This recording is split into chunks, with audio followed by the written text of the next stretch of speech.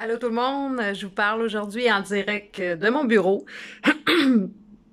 pour faire un peu changement. Hein. Je suis souvent en télétravail chez moi, mais bon, je suis tombée là sur un article qui parlait, un article qui s'intitule Apprendre à gérer un enfant anxieux. Donc, il y a beaucoup de parents qui se demandent cette question-là. Donc, oui, c'est une psychologue de l'Institut de psychologie pour enfants d'Edmonton qui avait écrit cet article-là en 2018. Donc, je pense que c'est toujours valide. Elle disait que dans les 30 dernières années, c'était une augmentation de 50% d'enfants qui souffraient là, de troubles anxieux. 50%, c'est beaucoup. J'ai l'impression que c'est peut-être même plus en 3 ans. Ça va faire 3 ans l'article. Probablement que ça a augmenté, puis surtout aussi à cause de la pandémie. Voilà. C'est sûr que la génétique de l'humain n'a pas changé, hein. Ça, il y a des choses qui restent pareilles depuis qu'on est qui on est, depuis que l'homme est l'homme. Puis elle a signifié aussi que quand il y a des changements comme ça drastiques, c'est surtout l'environnement qui est en cause. Elle parle du fait d'être que les enfants sont surexposés à la technologie, aux écrans, tout ça. Ça c'est sûr que ça joue pour beaucoup. Donc une surexposition à la virtualité.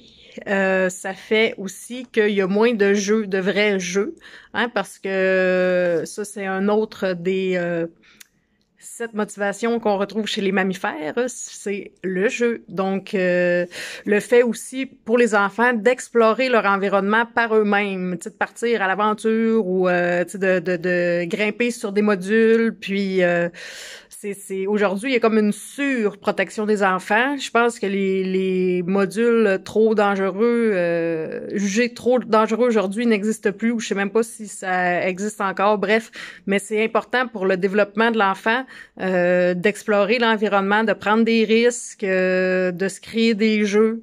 Donc ça, on le perd, puis c'est remplacé tout ça par les écrans. Donc, il y a ça qui joue pour beaucoup. La surprotection des enfants, comme que je disais, ça fait en sorte que ça amène une insécurité en dedans de lui, ça, c'est sûr. Puis, il ose pas prendre des risques, aller de l'avant, partir, explorer par lui-même, tu sais. Il a comme besoin toujours d'être protégé d'un accompagnant, là, finalement, là. Donc, voilà. Un des comportements simples, c'est de diminuer le temps d'écran, de mettre un cadre hein, à l'enfant,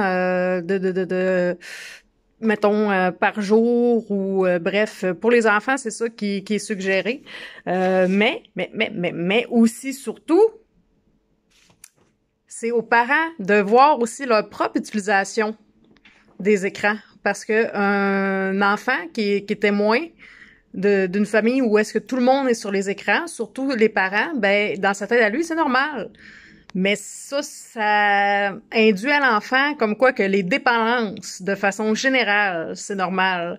Ça, elle dit très bien dans son article, puis ça, je suis d'accord de pouvoir mettre un article sur qu'est-ce que, je pense que j'ai mentionné dans d'autres vidéos, mais tu sais, un parent, mettons deux parents qui travaillent beaucoup, puis que ils installent l'enfant devant un écran pour pour pas être épuisé davantage, ben ou, en tout cas pour être peut-être lui-même sur des écrans, mais ça fait en sorte que l'enfant se sent de trop.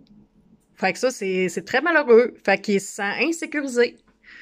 Parce qu'un enfant a besoin de sécurité.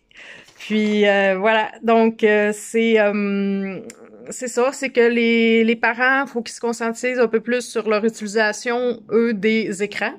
De voir par rapport à leur dépendance, par rapport s'il y a des dépendances. Lui, le psy, c'est ça qu'il dit, c'est qu'il s'inquiète aujourd'hui parce que de voir qu'aujourd'hui, une bonne partie des enfants sont avec ce modèle-là familial. Au très jeune âge, il est prédisposé aux dépendances, à toutes les dépendances, à l'égocentrisme et à ne pas savoir comment faire face à leur peur. Donc, à aller chercher finalement leurs ressources internes pour affronter la vie, affronter les problèmes de la vie. Fait que voilà, c'est un peu ça que je voulais parler. Je trouve que c'est un problème très actuel. Puis tu sais, dans le siècle qu'on est, c'est vraiment les dépendances. C'est vraiment un enjeu. C'est l'enjeu actuel, en fait, toutes les dépendances. Puis c'est ça, faut être vigilant face au modèle qu'on est par rapport aux enfants. Puis et voilà, hein, faut le faire pour soi-même, mais aussi pour les enfants.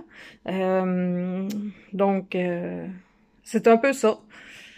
Le temps qu'on passe devant les écrans, ben on l'utilise pas à faire autre chose. Hein? Faut faire des choix, puis de se garder un moment pour chaque jour pour lire ou pour écrire ou pour jouer d'un instrument de musique ou pour chanter ou danser ou tu sais c'est reste que c'est plus sain que de choisir d'être hypnotisé par les réseaux sociaux là, par exemple. Tu sais.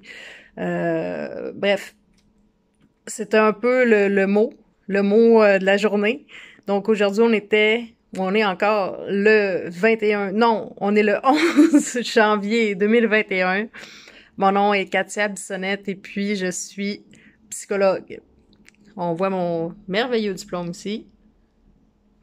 Voilà. Donc, à bientôt. Ciao.